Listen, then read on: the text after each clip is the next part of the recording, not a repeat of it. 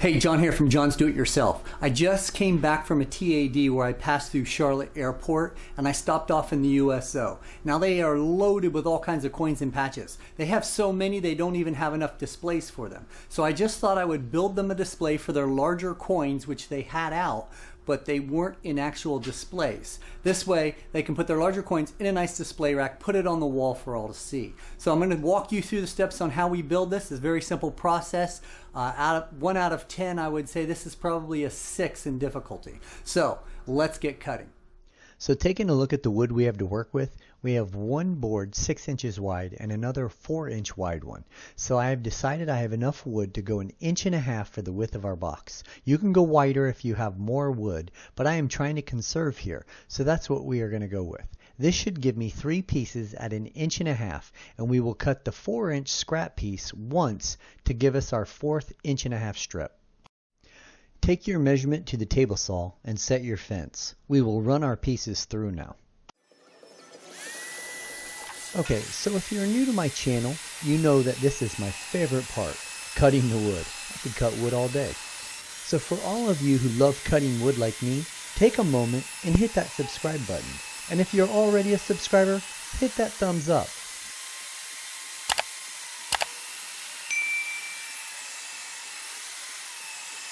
Now that all your sides are cut, lay them out and ensure that they are all perfectly flush. If not, go back and make adjustments now.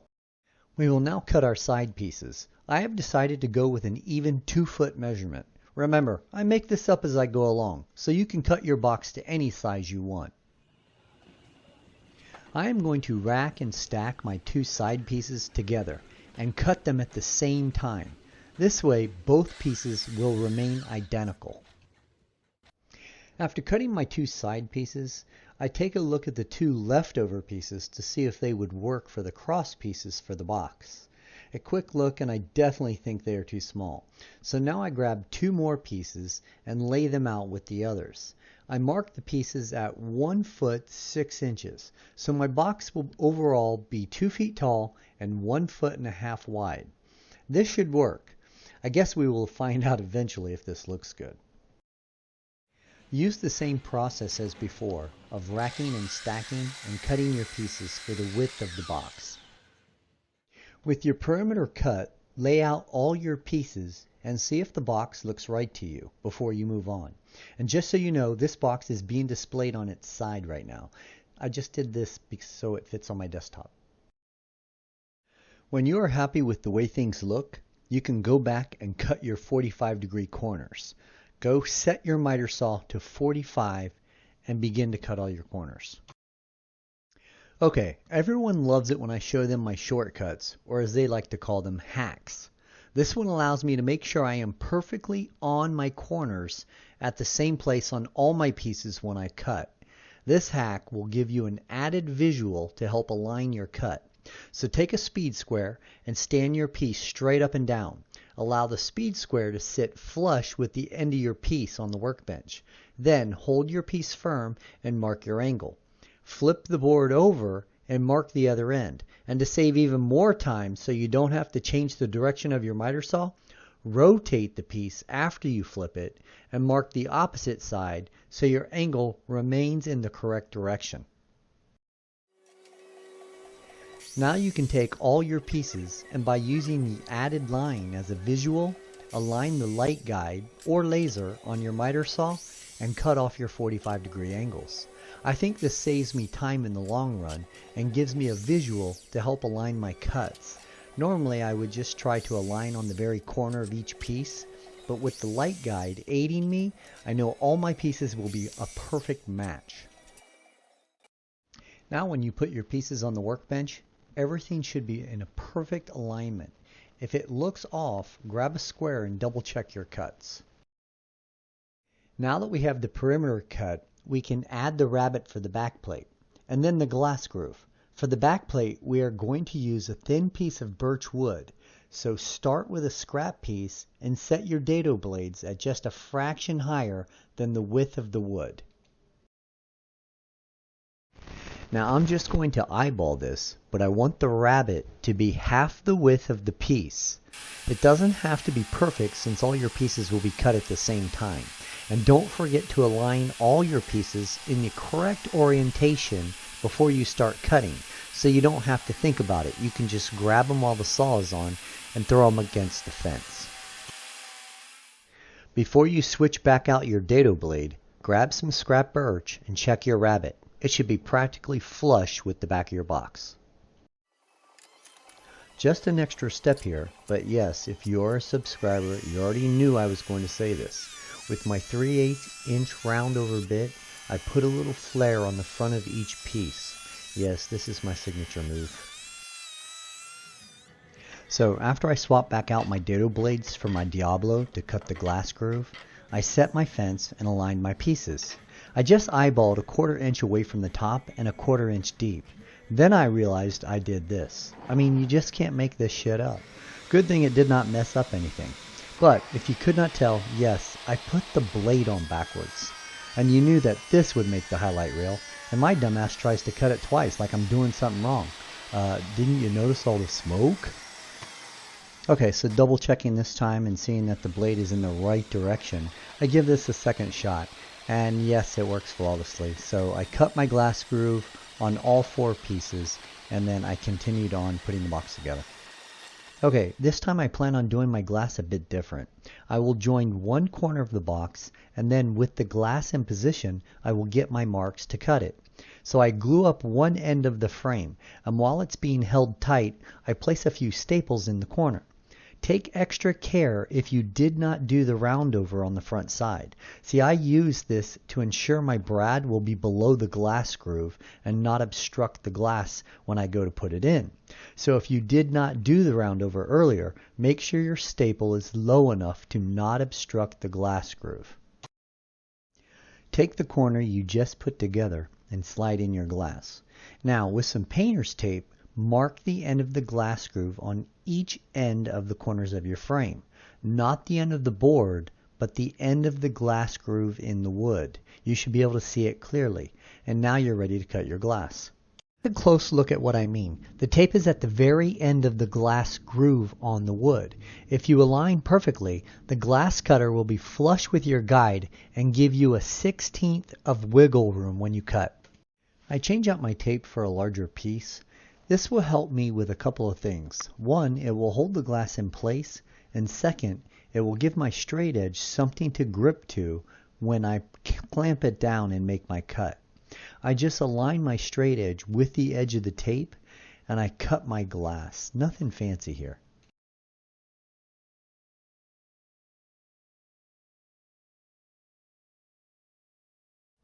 Now, with my glass cut to fit, I place it in the other corner, and I grab the other corner that I mysteriously put together when no one was looking, and I join my box together. After the glue dries, I do a quick wipe down with a damp rag before staining. This removes any excess dust, and the wetness opens the pores of the wood to allow the stain to seep deeper. And if you are wondering, yes, I took the time to sand this before staining. But do you know how boring it is to watch me sand? It's about as boring as watching me stain. While the stain is drying, take the measurements for the back plate. It should be your rabbet to rabbet. And then just go mark your birch plywood and take it to the table saw.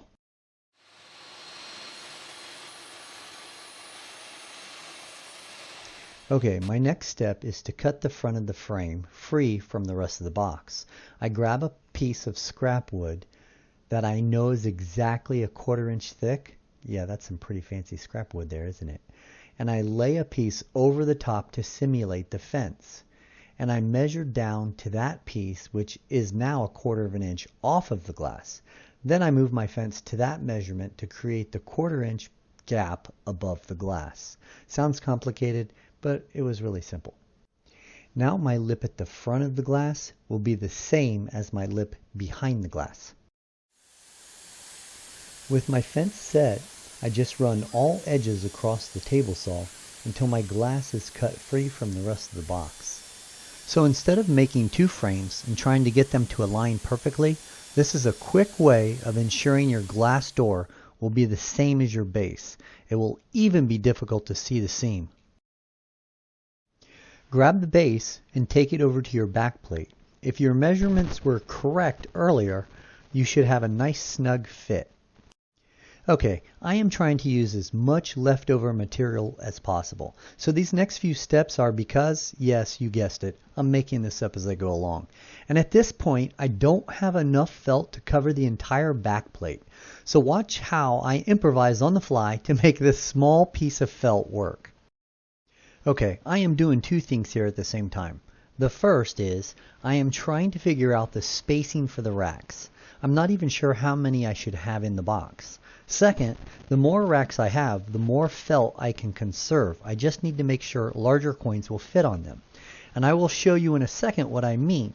But remember, you are not me, and you should just worry about rack spacing because you will be using a full, new, nice piece of felt. Grab your tape measure and measure across your frame. Now if you cut your corners perfect, you should come up with an even 16.5 inches. And I have come up with 5 cross pieces that will be evenly spaced in the box. Now since I used a small scrap piece to figure out my distances between the racks, I need to use that same scrap piece to set my fence. Once you set your fence, you can just run your piece that you intend to use as racks across the table saw. This will ensure your measurements do not change. And remember, we're going to be cutting 5 pieces, so make sure you have enough. Okay, so like we said earlier, we need to make our cuts at 16.5 inches. So add a 32nd to your measurement. Why? Because you can't afford to come up short. And if it's too tight, you can always come back and trim off a little. But you can't make any grow back if it's too short. And we don't want to start this process over again. Okay, this next piece is cut on the fly. Since the bottom of my frame will have a space, I need something that will keep the coins in position. And if you're thinking, you could have cut the coin groove before we joined the box together, then I would say, yes, you could have. But if you are that good and could figure out exactly where your glass would be prior to cutting the lid, then I doubt you would be watching an amateur like me. So I am going to trim off a piece that will be 1/4 of an inch wide. And then I will cut it again after I rotate it, so I have a perfect 1/4 inch square piece that will be 16.5 inches long. So the little 1/4 inch piece will just be glued to the bottom to create a lip that will act as a coin groove. So I went and grabbed what I thought was the largest coin from my coin collection, and I had 3 coins this size. The coin was 2 inches even from top to bottom. I intend to cut the coin groove on each rack 1/4 inch deep. So if I space out my racks at 2 inches and 1/4 between each, it will allow a 1/2 inch between the coin and the rack above it. Yes, I'm changing up my initial guesstimate. So now I will need to cut 1 more rack, but the good news is I now will have enough felt for the job. So with my extra rack cut, I can lay out all the pieces and space them evenly to see how this will look. And yes, magically, my fancy spacer just happened to be 2 1/4 inch wide, so I will use them to get everything in alignment. Before we cut the coin grooves on the racks, we need to mark them. Remember that these racks are not perfectly square, so you don't want to put the groove on the wrong side. This quick mark will save you a lot of heartache when you are getting ready to cut them. I swapped out my Diablo blade for my Dado blades. I will make 1 pass at, yes, you guessed it, 1/4 inch. Okay, no angle here, just 1 straight even pass. Now if you don't have dado blades, simply make a few passes until you get to 1/4 inch. Before I move on, I want to see how this will look. So I grab a few coins and put them in the groove to make sure I won't have any issues before I mount these racks. I am going to make a bunch of spacers to hold the racks in position while I glue them. So I take out my magic spacer because I know it's a perfect fit, and I use it to set my backstop on my miter saw. Then I cut out 14 spacers. Basically use any scrap wood you have lying around here because you're just going to throw these away when you're done. Take your racks and glue them in one by one and place into position. Then, with your spacer, ensure the proper distance is maintained across the frame. Make sure your frame is face down and that your marks you made for cutting the grooves on the racks are all facing up. Double check that all your grooves are facing to the top of the box as well. It's the little things that can get you. While your glue is drying, you can go and place a coat of polyurethane on your door to the box. Just use a paper towel and wipe it on. Don't worry about the glass. If you get any on the glass, it will not stick to it and will come up easy when we clean the glass later. Going back to your coin racks, remove all of your spacers, and you can now flip the frame over. Everything here should be flush. Take your 1/4 inch sliver and grab a couple of clamps, and with a small bead of wood glue, smooth it out across the surface of the strip. Then press it into place. Ensure it is flush with the edge of the frame and clamp into position. Then wipe off any excess glue on the front. Don't worry about the back side. No one will ever see it. For most of you, you can just skip this step and move right on to felting the back plate. But for me, I had to wait until my glue dried before I could move on. I started by removing my clamps, and then I grabbed my back plate. This is interesting, but watch how I make a piece of felt that is 5 inches too short work for this project. First, I lay my racks over the back plate. Then I take a pencil and I mark on each side of the racks. This will show me the space that does not need to be covered, so I can save as much felt as possible. After I get the bare minimum measurements for the felt to make it to each line, I take that measurement and I cut my felt into strips. No, really, if this was a paying customer, I would not be attempting this. I would just use a full piece. It would save me a lot of time as well, just using one full sheet. But here, I'm being frugal and trying to use every bit of scrap piece I have left in my cabinet. At this point, I am just going to use some spray adhesive. Usually I use 3M, but I saw this new Gorilla Spray and I thought I would give it a try. And no, this is not a paid advertisement. I just spray it right onto the board, and then I take each piece of felt and lay it onto the board and smooth it out. As I do this, I ensure that I cover the pencil lines. The spacing in between the pencil lines will be covered by each coin rack. And that's how I magically make my lack of felt work for this project. I truly do make this up as I go along. Before I do the final staining, I do one last sand job. For those who don't know, I will sand at 220 and then change over to 320 for the final sanding. But I don't want to make you watch me sand, so let's move on. Just like we did earlier, we will stain the remainder of the frame. First, the door. This time I will put a strip of painter's tape around the frame so I can concentrate on getting it on the inside lip of the frame. Then I will move on to the coin racks. Nothing fancy here, just rub it on with paper towels. These are not the droids you are looking for. After you allow time for those to dry, you can come back later and place a light coat of polyurethane on the box, both on the door and on the coin racks. And when I say the door, since we already did the front of the door, you need to do it on the inside of the door. After everything is dry, you can come back and nail down your back plate. I will be using an 18 gauge brad nailer and 1/2 inch brads. Since this is unlike a shadow box and accessed from the front door, the back plate can be nailed into position. Before you attach your door, clean your glass. It will be easier to do it now. Okay, we are on the last step of this box, and that is to attach the door with hinges. Now remember, we want to keep our pieces seamless, so your hinges need to be even and tight. So start by taking the racks and laying them face down. Open your hinge and make it flush with your workbench. Then drill one pilot hole and place a screw in the hole and drill into place. Repeat the process of drilling one pilot hole and screw at a time. This will make sure everything stays centered in your hinge holes. Take a quick measurement from the end of your box and make sure your second hinge is in the same distance from the other end. Then repeat the process of pilot holes and screws. Now flip your racks upside down and bring in your door. Align your door so the seam disappears. Then take some clamps and hold down your door in place so it will not move while attaching the hinges.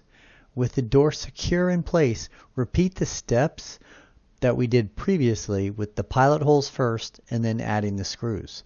Make sure your pilot holes do not go too deep and penetrate all the way through the wood. And that's it. This coin rack is ready for action. If any of you ever stop by the USO in Charlotte, I would love to see a pic of this on their wall. And for all you veterans, thanks for your service. As always, thanks for watching. Hit that subscribe button, and if you enjoyed this video, hit that thumbs up.